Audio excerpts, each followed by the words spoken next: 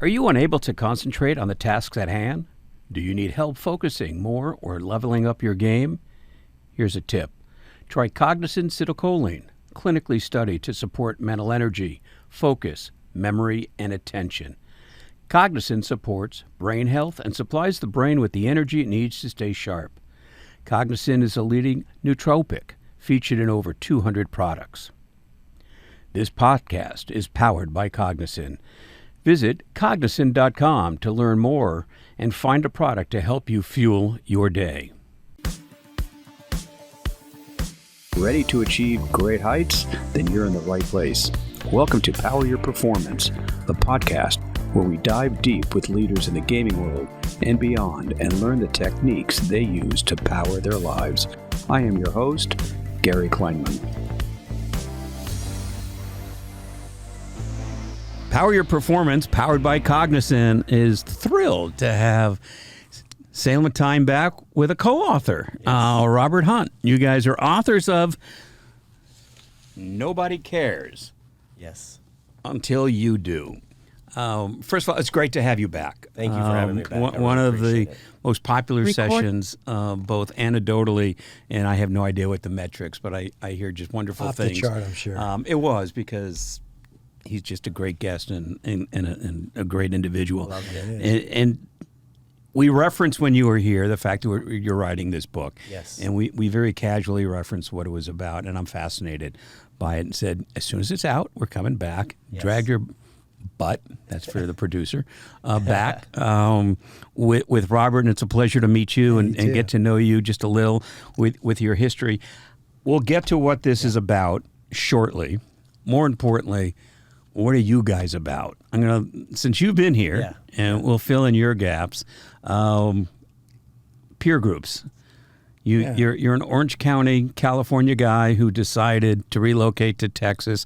I think Best in thing I Texas, did. there's a phrase for that. I always forget what they call it, but there's something about the migration from California to Texas, and not all of it, I think, is complimentary. No, I know what they're talking about. It's that mindset that, I didn't like California and how corrupt it was, so I'll bring all that here and try and replicate it. That's the nonsense of it. We like to come into Texas because we like what Texas stands for. Yeah. It's the best country in America. Yeah, I hear it's a seceding from the Union. Someday. Maybe. But someday. So you come to Texas. Yeah. And give me the snippet of that journey, what you did here, because that will lead into how you met Salem and the background for the book. And then we'll talk about really the core proposition of the book that is just fantastic. Yeah. Well, thank you. And the key of what drives me is this quest to live out my personal purpose. I defined it by reading a book by Cheryl Batchelder called Dare to Serve Leadership. Yeah. And in that book, she talks about understanding your personal purpose.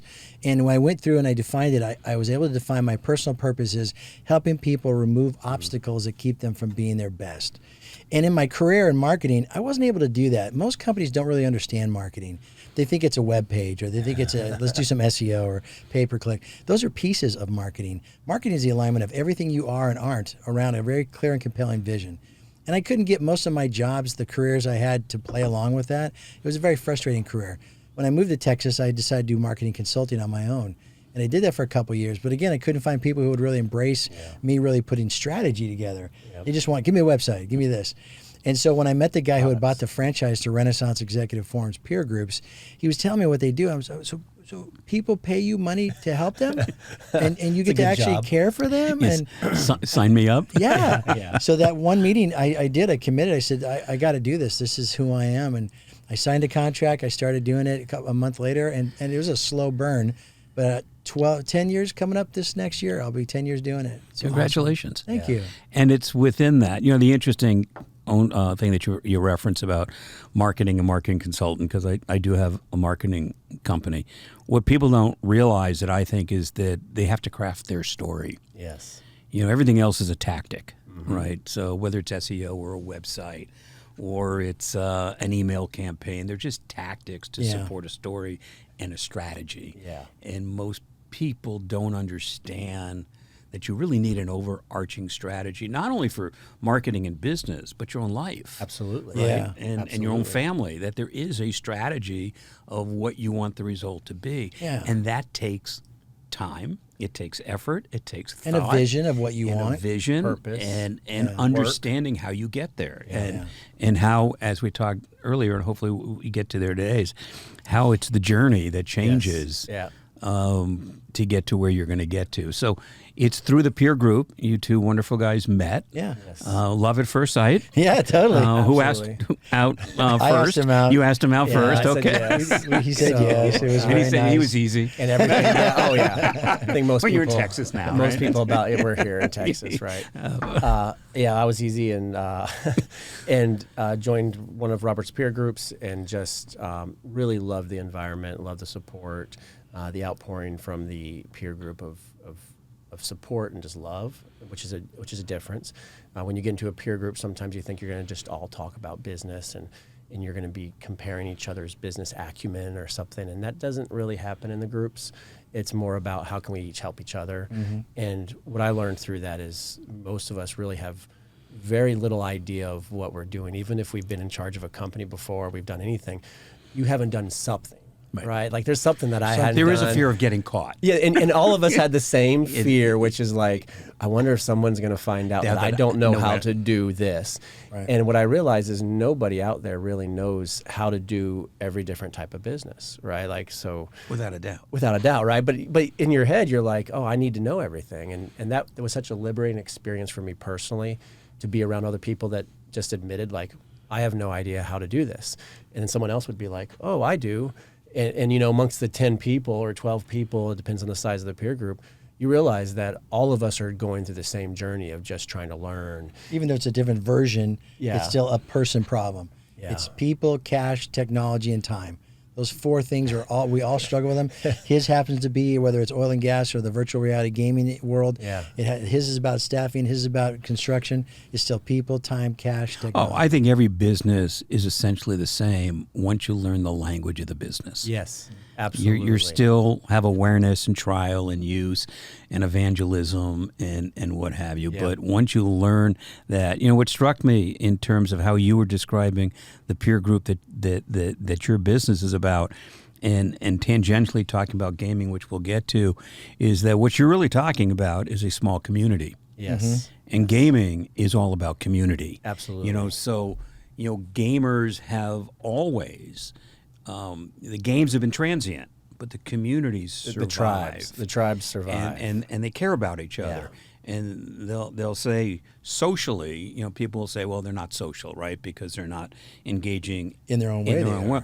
But they're incredibly social. Yeah. And they know whose parents are happy or who's divorced, who's going where, who Yes. has things, who doesn't, without asking necessarily the question. And it what drew me to gaming was the fact that it was the community that sustained everybody individually and not the game. And, you know, Fortnite 3 years ago was the rave of a rave. And, Yes. you know, I was getting phone calls from people saying, you got to talk to my kid, it's causing a divorce. Well, it's your kid. I don't. It's your wife. What am I supposed to say? What am I supposed to say to them? Don't take Fortnite away, because then I got to take my kid's Fortnite away. Yeah, So, right. And I'm not ready to do that yet. But it's all about that community. I'm assuming then that your peer group and what you fell in love with was the community, and from that trusted community Yes. came beneficial tactics, acts, and what have you, and a safe environment to say, maybe I don't know what I'm doing. Absolutely. And that's pretty powerful, I would think. And I'm not a sociologist, but I would think it's very difficult for men necessarily in a peer group, business executives, to It actually can be just as tough for women too, be because that vulnerable. the men's side is we got ego that we think we have to look like we Yeah. know everything. Yeah. But I think the women carry a big burden too, because they have to prove that they're as tough as the guys, and they've got this. Just competent. It's competent. I mean, the women in our group are badasses. Amazing. I'd put up Tammy and Barbie and Mindy and Lisa, all these people, and Jolene, Absolutely. up against anybody. Well, and do they want? And we're going to get in the book soon. I can talk for 15,000 hours about this stuff, but Yes. we're going to get to the book shortly. Okay.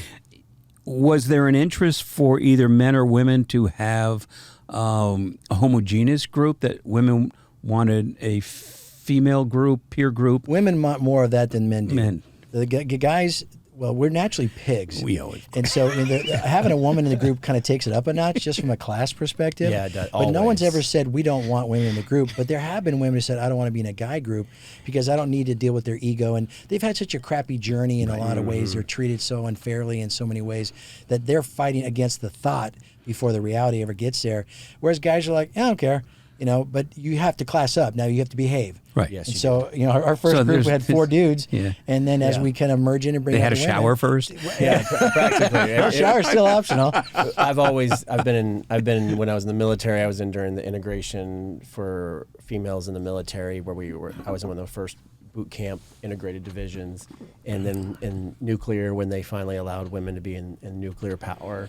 And like it always classed the place up. It always became no longer just the childish, like when you put a group of guys together, I think we all turn into like graders. 8-year-old boys, right? Yeah. There, go figure. That's the same year.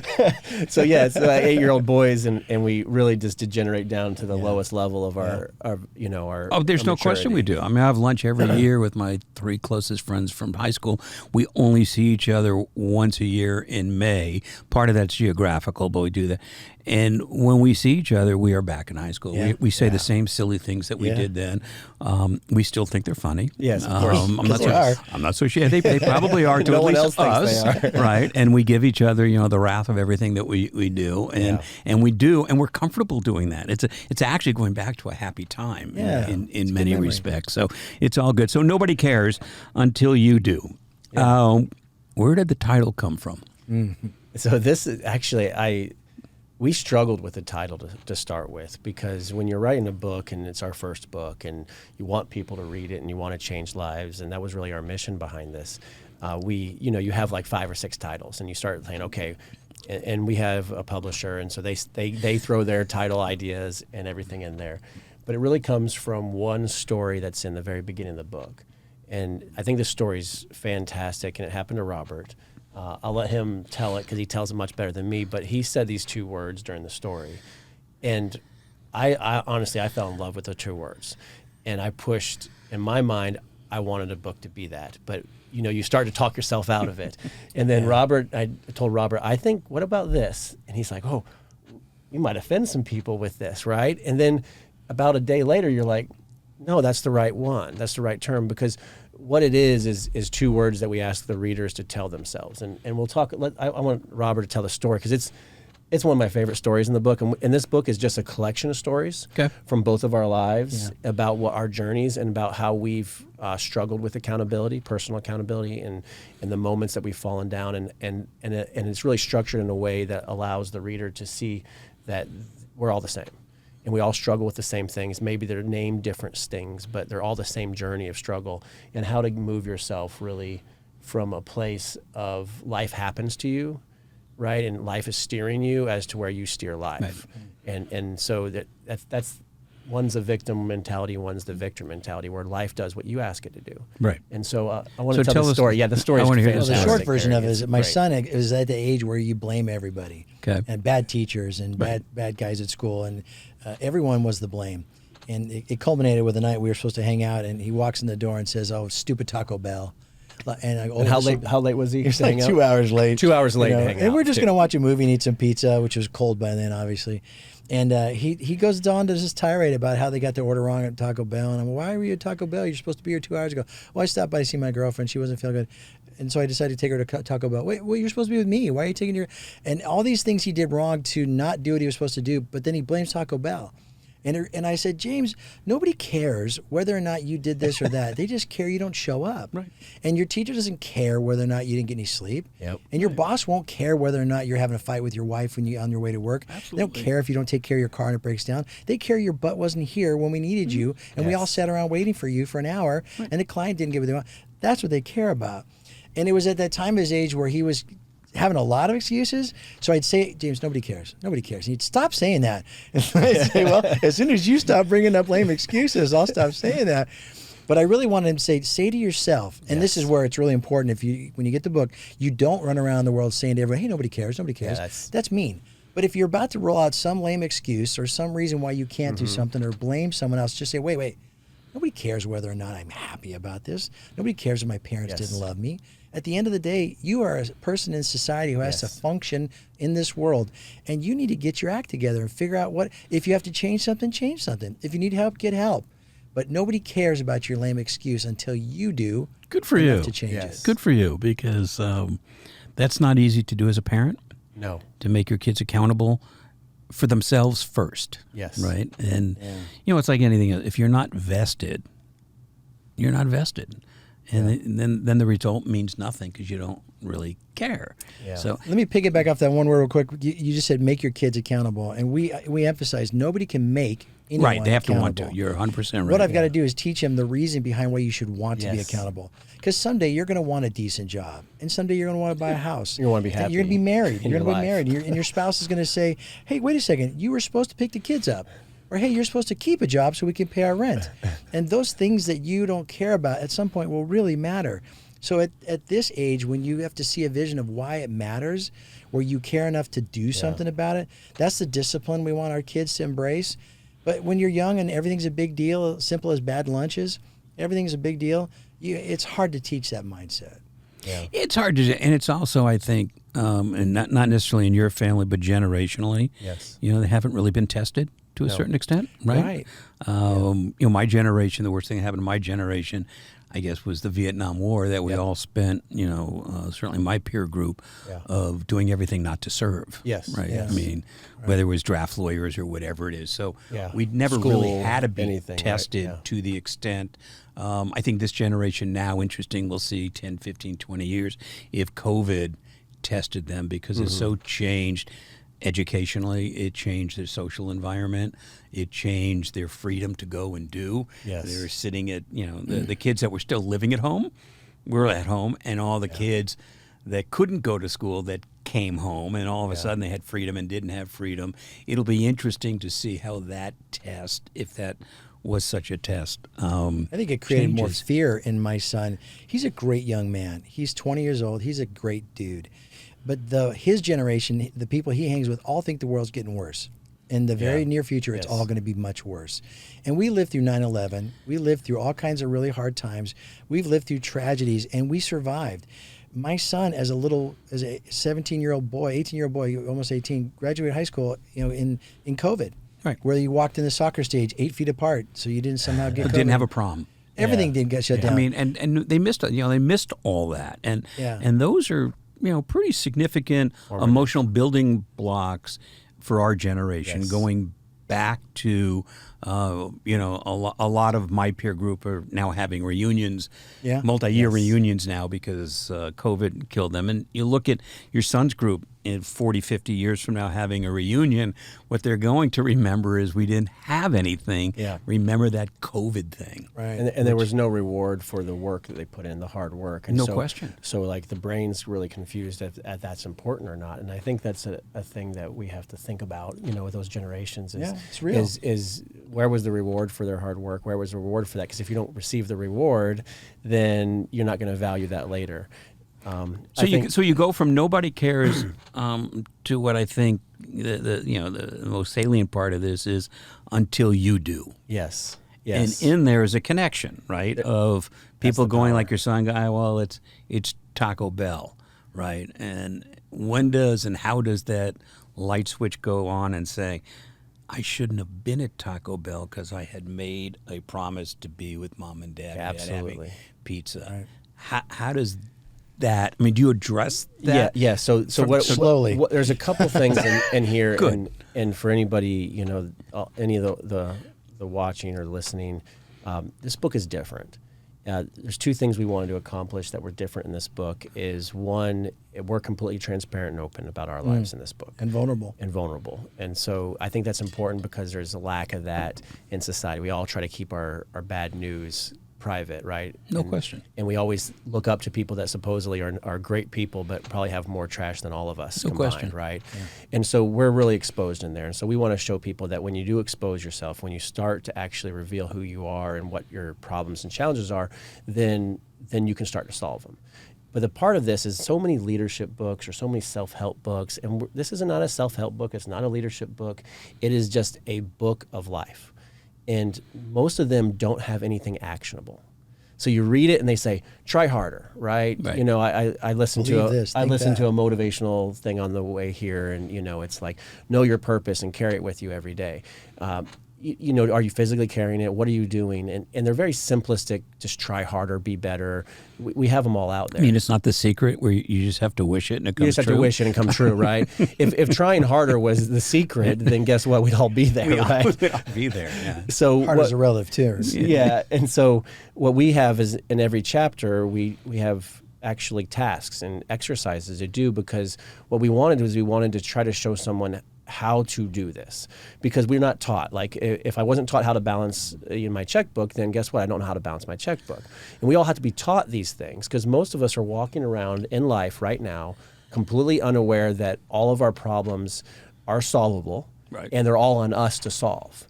And so when we talk about the title of Nobody Cares Until You Do, the truth is, when you start caring about your life and you start doing your activities in there and you start to try to improve your life, other people see it and other people want to be a part of it. I always took the example of, you're from LA, so there's plenty of people on every exit to all the off ramps asking for money, right? You see it out in every major city. We don't know their story. Right. We don't know what's going on. We don't know how much they care. If we did know their story, the guy that has the resume out there, guess what? 1,000 likes on whatever picture. question. Everybody loves them, gets a job tomorrow because he's or she is showing that they care. Right. Right. They actually have a plan. They have something they want to do. And what happens? We all go around them.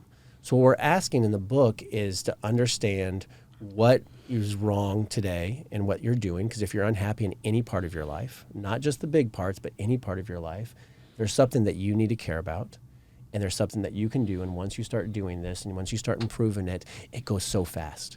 And it's so amazing because everybody else comes around and goes, oh, I see you've lost weight. Like, hey, you want to go to the gym with me? Well, then right, all of a sudden, like, the all the positive help reinforcement. comes. Well, Yeah. you know, what's interesting, it's timely in many respects, because what I've noticed recently in certainly entertainment and sports, that there is an acknowledgement of mental health issues. Yes. That Yeah. if you go back 5 years, nobody would have said, I'm canceling my tour or I'm retiring early for mental health issues. And you see it regularly in sport, at collegiate and professional, Absolutely. where people are now saying, and then the teams and their peers are raising their hands and say, I get it. Yeah. I get it. Yeah. And that never seemed to be acceptable in our society. It was it's an unmeasurable part of our life. I can measure so many things. I can't measure my emotions.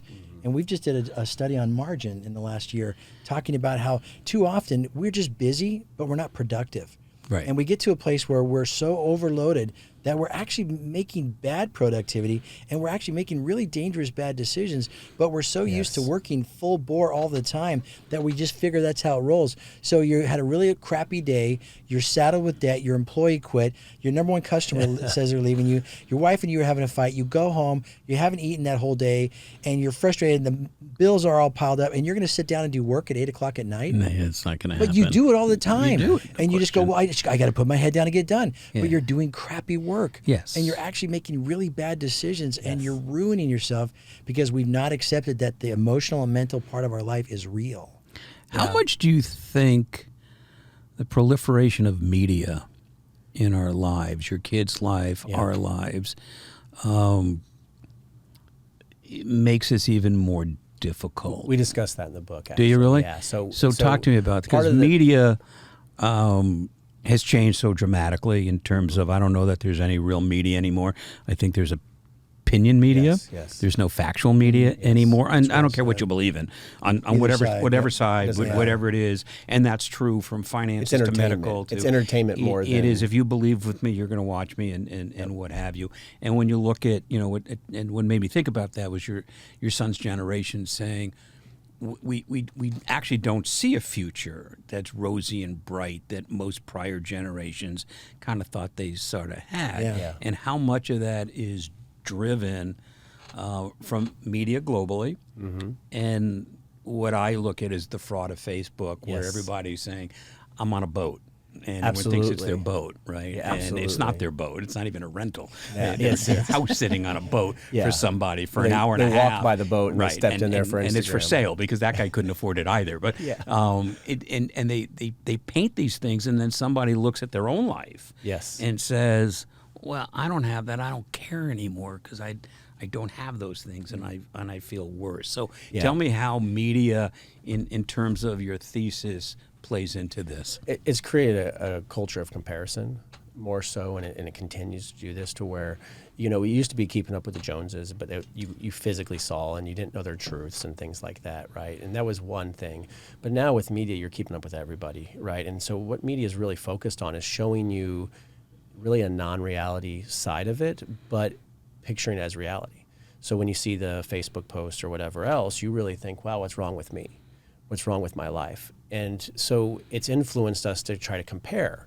Instead of focusing on ourselves, we're focusing on others, right? And when you focus on others, you're not going to actually fix the things wrong in your life, or the things that are no unsettled in question. your life, right? Because you're now just trying to be what someone else wants you to be.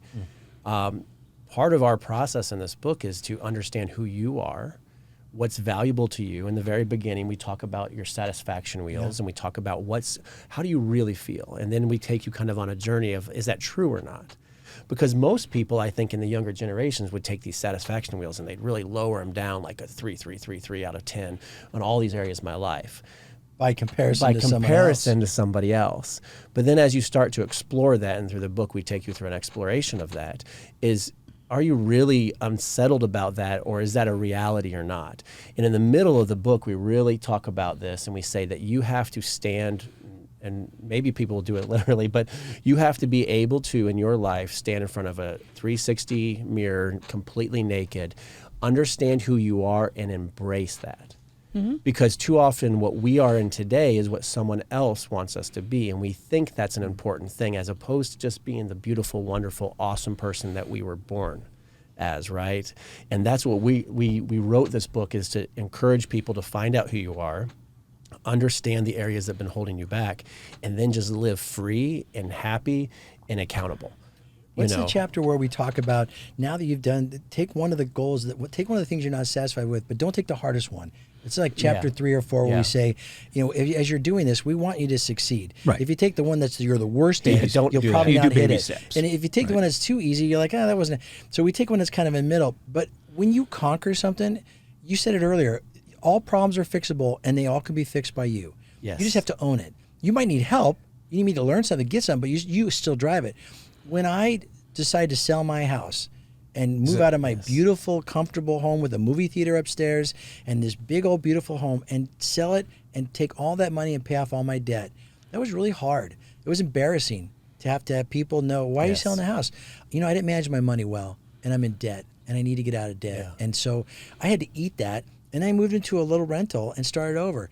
But because I conquered that, then I started thinking, hey, what else can I do? Yes, because There's other things. Now everything doesn't seem like such a big deal. So in my satisfaction, I may have said, I'm unhappy. But when I got that one done, I realized, that one's not so bad. Yes. And I actually could fix this one really easy, because if I could fix that, I could certainly fix this one. It inspired me to look at more areas of my life, because I took control of one area. It fired me up to take control of other areas. It is. Yeah, and did you find that after you sold the house, and I think what I'm hearing in your voice, and correct me if I'm wrong, that part of that, and I think it's one of the most powerful negative emotions that people feel, is shame. Yes. Is shame is like Yeah. shackles, And lots of unrealistic, things. too. And did you feel better the day it closed and you paid off the debt? I really did. The negative thing, the fear Yeah. of going, oh my God, I'm doing this, and people are going to look at me and say whatever it is they're going to say, that you go, "Whew, I can breathe. I don't have to Absolutely. look at Yeah. I don't care if Breathe. the mail comes now. I remember waking up about a month afterwards. We'd already paid it, because we didn't get the money right away. You get it a little later. Then I had to coordinate all it. But about a month later, I was debt free of everything. And I woke up one morning. I was sitting there spending time with the Lord, and I was quiet. And I was like, "This is a weird feeling. What am I feeling?" And I thought, "Oh, this is peace." For the first time. And I'd forgot what it's like to live with peace, because I had been burdened with my debt for so many years. I would wake up in the morning and say, no matter how good I do today, I'm still screwed. Well, that doesn't fire you up to No. make good decisions. Get up in the morning for that. Congratulations for that journey, Thank you. before the book and everything else, because I think we've all been there, and if we haven't all been there, I can tell you I know what that's like, and it's powerful, not in a positive way, to be afraid of the phone and the door and the mail and all those kind of things. Then you realize somewhere you own yourself. Yes. And you say, this is my life and nobody else's, even though you have loved ones that depend on you and you depend on them. And that's actually part of the book here is Robert went through this journey just before we started writing. And that was actually it was after I'd introduced the accountability ladder, and he had really absorbed it and wanted to change it. And he went through this process. And that's why this book, when we wrote it, we're just writing the stuff we've done and how it's worked and how it's affected our lives, and hopeful that people read it and that this framework and this exercises are something that they can relate to just two normal guys. Yeah. Right. Like two guys that are out there in the world that are just doing their best. We're not an Elon Musk and these guys that supposedly know everything, right? Even though we know they don't. But everybody out there is just a normal person. So if we could do it, and Robert did it, and then we wrote this book about what his journey is in there. It's explicitly written in there, and then my journeys as well. They're all the same. And so if we can do it, everybody can do it. And that was really what the message is. Which is fantastic. We briefly talked before we started recording. Is tell me how this helps gamers. Yeah. Because I do have an interest in gamers and gaming. Me too. As you do. Yeah. And anybody that's interested can look at your last session. Yes, definitely. And find out why, even though you feel free to plug it again. Yeah, of course, for Eva. But gamers as part of a community, and that's what, as we said earlier, what you're talking about. Tell me how gamers can use the tools and the stories here to improve their world. Well, absolutely. If I think of some gamers and the gamers that probably would benefit a lot from this, if you've ever thrown a controller, or if you've ever hit a keyboard, or if you've ever just lost your mind while you're playing, or you failed at something and it's affected your life and affected your happiness, there's reasons you want to read this book, right? Which I would say is probably 99.9% of gamers. We've all been there, right? We've all been there. Because what it is you actually at that moment are feeling victimized, right? And it's something in your, it's the game, it's the lag, it's the this, it's the that, it's the whatever. My gun won't fire right. All these different things, right? But those are not things that are necessarily controllable or in your world, right? And so now you've victimized yourself, and that's what happens when we're victims. We have a lot of emotion, and it comes out as emotion, it comes out as anger, it comes out as just unhappiness, right? So let's say we've done that. This book helps you, and the first half of the book is all about victims. It's all about these really nuanced ways that we've become victims in our society, and being aware of it, and how we can see it, because most of us don't even know. Right, so most of us don't know. So here's an example. In one of the chapters, we talk about wait and hope. And wait and hope is not a strategy, right? So you are a victim if you are waiting for something to improve. Right. So let's say I'm out there and I want to become a competitive gamer, right? And I can't crack, whatever the limit is, right? Whatever that situation is. Are you going to continue to do the same thing you've always done and expect it to change, right? And we know that that's not a strategy. No. But a lot of people do. And a lot of people have to. And then they're unhappy with it. And they're unhappy that it never happens. Why am I never this? Why am I never this? Why have I never been invited to this conference? Or why am I not on this team? Or why am I not whatever? That we have exercises in there that tell you, like, okay, let's write that stuff down and write all the reasons that you're not this. And then now take the first 3 or 4 words, line out everything else. Because the only reality is that you're not. And so now with that knowledge and that nobody else cares that you aren't, right? What are you going to do? What are you going to do about it? And that's a hard thing, right? But that gives you a chance to actually, oh crap, I have to do something about it. So what does it mean? Does it mean it's my diet? Does it mean that it's my routine, my gaming, and I just recently talked to a great gentleman who runs an academy for training in esports. And he says, it's diet sometimes. Right, he tells me this great story of when he's going to compete, and he's in CS:GO, and he's competing. He's top 0.1% in CS:GO, right? And he's at a competition, and they're the night before they have pizza, right?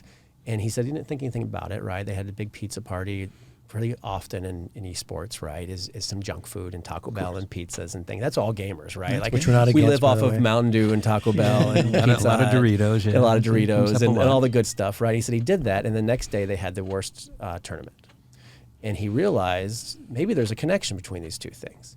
And so the next time they were playing, they changed their diet and they structured their diet the night before and the day of and everything like that. And the other team, the sponsors of the tournament were like, hey, we got pizza for everybody. And his whole team said no. And everybody's looking weird, like, what kind of, who are you, right? And the other team's like, yeah, sure. And they just destroyed the other team next day. And he's like, that's why and I've talked to him about the book a little bit. He loves it because he says this is so applicable to gamers, because if you're not getting the results that you want in some aspect of your life, it is up to you to look at it and change it. And in our book, it's about how to look at yourself and understand what needs to be changed.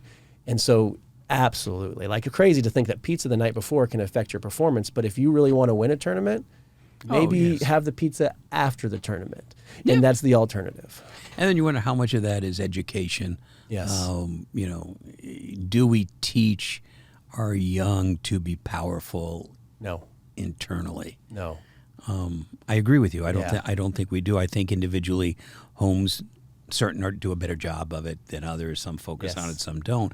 But it is an interesting thing that we don't teach individual power. No. Or even forgetting about teaching, even showcasing how somebody can find it and understand that everybody does have a journey and a successful journey. It doesn't have to be, a theater on the second floor. You can be just as happy, without that. Yeah. Right? Absolutely. It's, I look in at fact, my you may son, even be happier. I don't know if I Usually. could teach him some of those things, but I can certainly not keep him from having to struggle with it so he doesn't get a chance to prove himself. Yeah. You remember, like, when you were a kid and your parent would let you do something you hadn't done before, like use a tool or hammer. steer the lawnmower or anything that you could do that you're like, oh, yeah, I could do this. This was pretty cool. Yeah. If we're not giving other people enough chances to prove themselves, this goes for our kids and our employees the same way. You have to let people fail. You have to let people take risk, and you have to say, I believe you can do it. Get to it. And I don't think we're given enough room for people to take those risks. We say in the book, when you finally agree that you own the problem, you also own the solution. Yeah, I When was just someone thinking of else- that and said, just semantically, why is it failure? Right? Yeah. I mean, we use that word so Versus learning. frequently as opposed to Opportunity. learning. Yeah, yeah. And Good point. And to say that it's a failure then changes your entire mindset. I've always heard as an entrepreneur, and I know your story, and you are, and you obviously are, that the failure is not trying. Right. Yes. Yeah. Right. Yeah. That's True really the failure. failure, right? That's right. Because if you don't try, you're not getting anywhere. But just sitting here thinking about the way I communicate to some of our team and our staff is, to actually get rid of that word failure, and Absolutely. that's Replace just a it with learning learn. Yeah. opportunity. And I think everybody I know, I would be a lot more receptive to somebody saying, well, you've learned to do this a little bit differently and not use that word as a failure. I I like mean, that. failure is great for a machine that doesn't work. Yeah. Right? Yeah. That's fine. A person that did pump something and breaks. wasn't as successful Yeah. is not a failure. You learn or you succeed or you learn. I think failure is the result of your actions on the opportunity that was presented, right? The consequence. We talk about consequence in there. We talk about very much about how there's a lack of consequence in a lot of our world. And it might have started with gaming, actually, which is kind of a funny thing. I think way back in the day, I could press the reset button really fast if I didn't like the outcome of Oh, the yeah. game. Oh, yeah. right? Wasn't that the great? Right, Yes. like that was the Yeah. first thing. Or get a code. Or my friend was beating me at Street Fighter or something like that, and I could yank out the controller or do something like that and be like, oh, I don't know what happened, and so I was spared the consequence of losing against them. But when I spared myself that consequence, I actually spared myself of the learning opportunity, and so that opportunity was no longer afforded. So now, actually, for me, in some way, I failed because I removed consequence, and I removed that opportunity to turn something good out of it. And so we talk about today's society, we've really insulated from consequence, right? So it's like, okay, we just passed the Inflation Reduction Act, right? Like, okay, well, I mean, inflation is all in our control, right? Stop buying a product if you Right. don't like the price of it. Right. Don't just be like, well, I really have to keep spending money, right? Like, so there's all these things that this is applicable to. Consequence is good. Consequence is not negative, right? It's actually just reinforces that we can grow and we can continue to move forward. And so without a doubt. for us, when we removed consequence, when we started the helicopter parent generation, because it never was called helicopter parents. No. I mean, I think that started in the probably 90s, 2000s, kind of the turn there, right, where people, and so we started really watching our kids and we started insulating them from consequence. So don't do this because this will, let them get a little hurt, let them get a little dust on them, let them get a little dirt on them, get some scratches, and they'll start to learn, and they'll start to learn that they're okay, and they'll start to learn that they have power and authority, and that they have life, and that their problems were theirs, and that they can control them and fix them. And when we started removing that, we started creating generations that need this message more than anyone before. There's no question. I mean, I see it not only with my kids and soon their grandkids' generation. I see it a lot with, certainly in gaming, with the retention of employees. Yes. You know, most people that run companies will these days, and I don't think it's as acute as I hear, is everyone wants to be hired with a VP Yes. title and a salary with 200 absolutely no experience 200 VPs. doing anything, Yes, right? yeah. You know, just Market's because hot. just because you were great at Call of Duty doesn't mean you can run a game company. You can manage people, right? Like, Right, and they go, no, but I'm really good at that game, and I understand the game, so yes, I can run the entire publishing operation, and I want to be an EVP with, you know. Wonder how that's going to turn out. Yeah, and that turns out really well. They go, but this person's not doing it. They go game, whatever it is. But it's interesting, and I don't know if our parents' generation looked at our generation and said the same thing. Oh, they did. Right, they did. I'm so sure. it's every Sure. generation And we think looks it's- at that. It's we think different it's been words, a- but it's the same look of like You know, you don't know what hunger's like. Let me Yeah. tell you how Yeah, it was I had when a I was bread a kid. line. Absolutely, and Right? it is, and it's hundreds of years of this slow process of comfort, right? And we're very American centric in this, because I'm not going to speak on countries I haven't been to. I'm not going to speak on people that are living off of $3,000 a year, Right. you know, things like Right. that.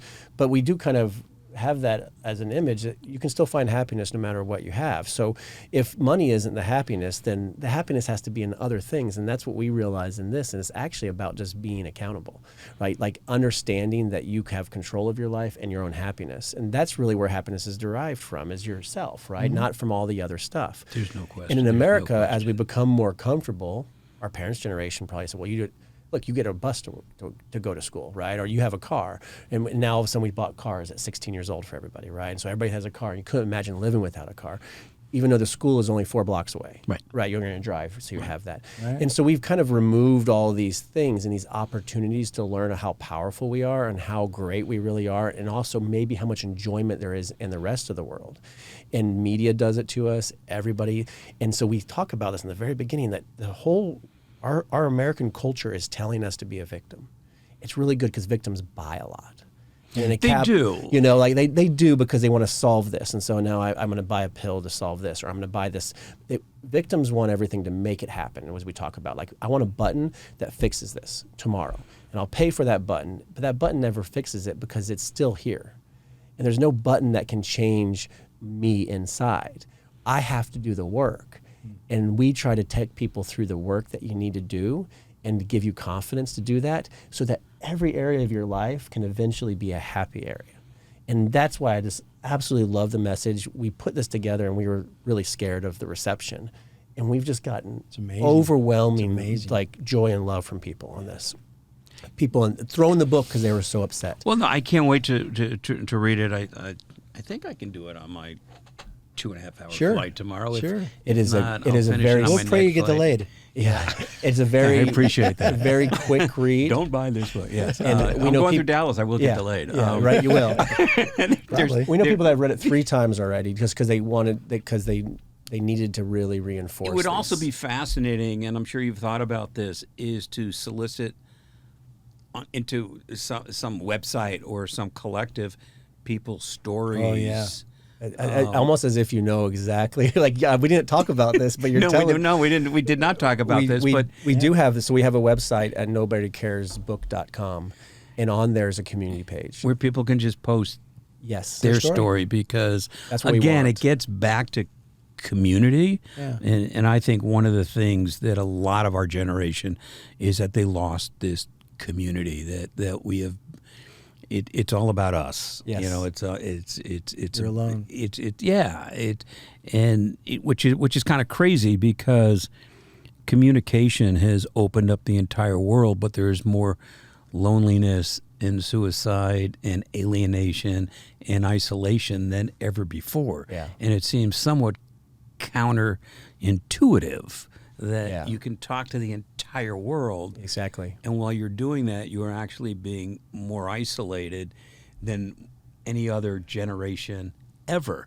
You're and that's manicuring- fascinating to me. Because you're when- manicuring what you're telling people, right? That communication isn't open communication. What am I going to share? Am I going to share the fight? Am I going to share my insecurities? Am I going to share those things? Or am I going to share that my vacation pictures in the perfect frame with the background at Cabo that's just right? I'm going to take 5 pictures, check my smile, put my filter on. And so that communication isn't legitimate communication, right? And that's what I think is so great, is like, tear that down and be open. And we talk about a little bit, you have to be radically open and transparent if you want your life least to be to better. yourself. To yourself to start with. I'm hopeful, but I do, as I said earlier, when you start seeing, certainly from a mental health perspective, you know, unfortunately, I know several families whose children have addiction issues, which Yes. seem to be on the rise as well Absolutely. with the proliferation of drugs and what have you. I'm actually seeing more and more of them open Yes. about saying, I have a troubled child. I'm worried about them. We're trying to get them help until, like this says, until they want to get help. Can't do anything. You can do all the 5150 holes. You can do all those things until they're going to say, hey, this is my life. I don't want to jump off a balcony or whatever that heartbreaking situation is. But from a parental standpoint, I am seeing a lot more of families acknowledging that they're not perfect. Yes. And what I see in absolutely every 100% of these situations is, as soon as they say that, 3 other hands go up.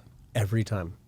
4 other hands go up, or say, you know, my brother's having, my sister, my friend, and the support is so plentiful. Yes. If you'll just ask. If you once you start caring. Or not even ask, just say it's important to me. Yes. And I do think that caring has certainly been challenged Yes. in our society, as I think the biggest thing that's been challenged is respect for other people, their choices, their decisions politically, financially, and otherwise. I think it's going to be a convoluted mess. But I love this. I can't wait to read it. So if in the time that we have left, Yes. 5 suggestions for somebody that's struggling, that says, I know I'm not, I hate this phrase, I know I'm better than what I'm doing, and better is the absolute worst choice of words. I could be achieving more. There's more there. Yeah. There's more there. I'm And it's not unsatisfied. good, bad, or otherwise. There's just more there for substance in my own life. But I don't know what it is. I don't even know how to identify what that is. Yep. And my biggest fear You're doing our book, man. I love it. is, if I identify this, the hell do I do with that identification? Because since I don't know, I'm not capable of fixing it. Absolutely. Well, that's our book. So you just told that problem is exactly the way our book is structured and Good. talks to them. So the first part of it is identifying what you don't know and doing that. And then we step them through a process of what can you do and how to get through the emotional journey that's also going to happen along with this. Because sometimes you... But so you identify what you don't know. Yeah. And I think, certainly in business, and I'm sure you've seen that, I see it all the time, I probably practice this, I don't always know what I don't know. Absolutely. Yeah. That's the first beginning of that it. fundamentally, does that, if you know, it's kind of like pedaling a bike. Yeah. I don't know how to pedal it. Once I pedal it, it's going to start moving. Yep. I may fall, I may wobble, Yeah. and it may not be the greatest, Yeah. cycling in the world, but until I know to push the pedal down, I have no idea how a bike works. So we think most people are aware of what's going on. They just haven't acknowledged it.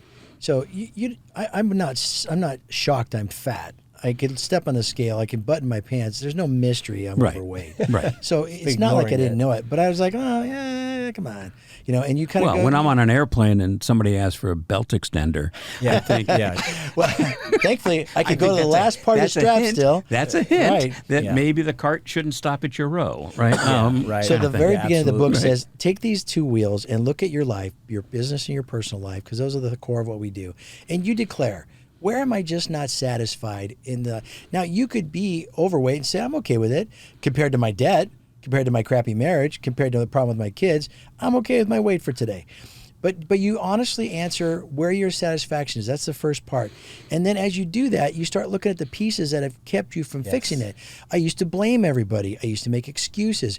I used to say that, well, I just can't do that. I don't know how. I couldn't sell my house. How could I sell my house and start over again? It's impossible. It's impossible.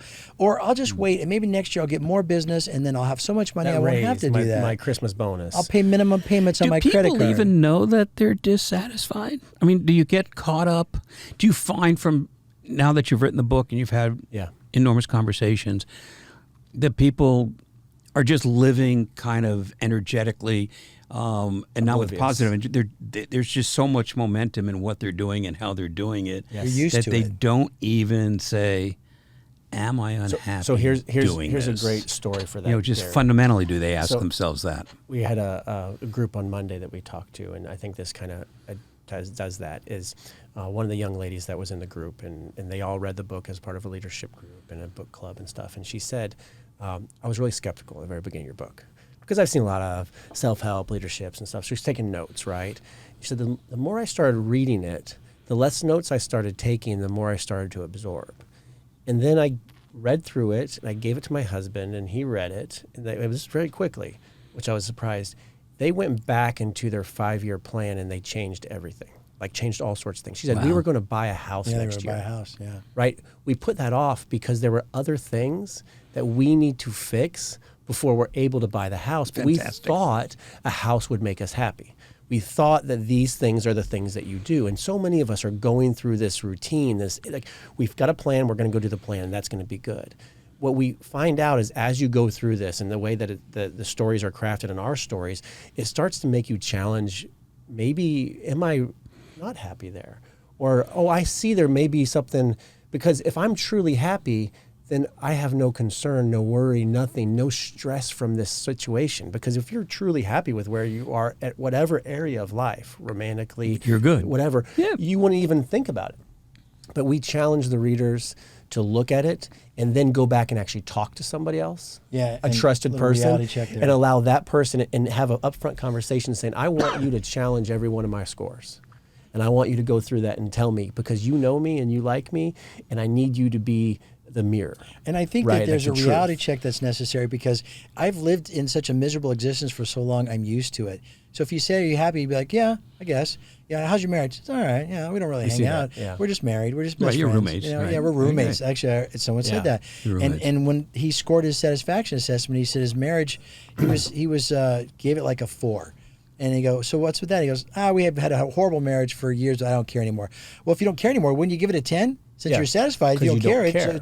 So you're not satisfied, but you say these words and you're lying to yourself. I'm okay that I'm in debt. I'm making minimum payments. I'm okay that I don't have any fun in my life. And you after enough time of doing it, you actually lie to yourself so much you've forgotten what it was like to actually have a life you wanted, and you've settled, and that's all you know. Yeah, I think that, consistent with that, I think one of the things that I see, and I'm sure I feel in my life, is at times it's hard to be vulnerable. Oh, very hard. Right, because then you really have to explore honestly, and that is, you can't entertain any of this if you don't real. get to some sense of, I'm going to be vulnerable, but the medicine that's out there will cure whatever the disease happens to be, if you can open yourself You can't for be that. accountable without vulnerability. Yeah, You and I think We talk about that. In the middle of the book, we actually tell people, if you're not ready for this, put it down. Stop. Don't finish the book. it's Give interesting. it to I have these somebody else, which conversations. no one does. I am so glad you codified it into something that makes sense. I think you will absolutely love it. I will absolutely, because I care about these things, and I see it. I see it in myself first and foremost. I see, you know, and to say that I don't, I see it all the time. I'm like, why do you do that? You know, and those kind of things. And I think one of the things I've learned to say, and maybe it's in here, is it's okay to say no. Yeah, absolutely. You know, it's one of the most powerful things you could ever say in your life. Is no to the things you don't want to say yes to. Yes. Yeah. Which allows you to say yes to something else. Which allows you to say yes, but it's hard to say no to something because sometimes you think someone's going to get upset. They're not going to know what they're doing. Yeah. But no, as somebody said to me once, no is the second best word in the English language, which is kind of interesting, right? I mean, and it all ties into kind of just owning yourself. Yeah, absolutely. And that's, I think you'll love this. I think what we wanted, though, is a practical guide. Yeah. Because what you say is there's no guide out there, right? Like we kind of are out there, but we're struggling and we don't know how to solve it, how to fix it, how to get happier. And we're buying products upon products upon products to try to make ourselves happy when actually the work is right in front of you. And this is the journeys that we've been on. We talk to lots of people about the exercises and how to do stuff. And they're not perfect, but they're a starting place. And if you go through this book and you actually practice per chapter, go through the exercises, what you'll find is as you're reading the book, your life starts feeling better. You start feeling happier, even though the whole first half of the book is about victims and stuff. Our feedback is like, by chapter 3, I was feeling better because you're showing me how to fix it. And there's hope. And there's you know hope you're in not my alone. life. And I see that you guys back went through this. to community. Yes, absolutely. Nobody wants to be alone. And we're not. And we're not, but we certainly seem to live an isolated world these days, which is, like I said, it's counterindicative and counterintuitive with all the tools that we have from technology and communication. Yes. Thrilled that you guys are here talking about Nobody Cares. Salem Thyne and Robert Hunt on the front and on the side. Yes. Hunt and Thyne. Yes. Thank you. This forum is always available when you do volume 2. Yes. We are planning actually in the future to do more sessions on this if possible. About very specific areas. So we're just asking people if they reply, give us your stories, and we see that people want to know more about that nobody cares that you're broke. And things like that, then we can provide a very specific type of exercises that will help in the same theme. I expect us to see quite a bit of this over the next 5 or 10 years. That's fantastic. And our goal is just Can I add one more thing to that as we get feedback? If you can give us your story, we can know what resources can best help you in your journey. Yeah. And we have a resource page, but we haven't filled it up yet. Okay. Because if everyone comes back and says, I'm in really bad debt and I'm struggling to make a decision or fix this, we can introduce them to counselors who are financial coaches, to tools like Mint or free things that you can do to make a real change. But until we know what people need, we don't know what tools to suggest. We're not going to put 1,000 things on a page. Right. We want 2 of this and 2 of that. So tell us your story. Tell us what your struggles are. Let us know what you learned, and then we'll go and bring the tools that will help you. Fantastic. In the community, we're all going to get better if we do this. Yeah. So that's without a doubt. I think it's great. I can't wait. I don't look forward to too many flights, but tomorrow I've got a reason to look forward to it, and I don't have to watch Netflix. So thank you both. It's a pleasure to see you. It's a pleasure to meet you. As always, love this. Go to Amazon. Yeah. Yep. Amazon, Barnes & Noble, everywhere. Everywhere. And buy Nobody Cares until you do. Yes, thank you. Thank you, guys. Thanks so much. Appreciate it. Thanks for listening. This podcast is part of the MAP Esports Podcast Network and produced by Innovation Media Enterprises. Please be sure to leave us a review and follow us on your favorite podcast player.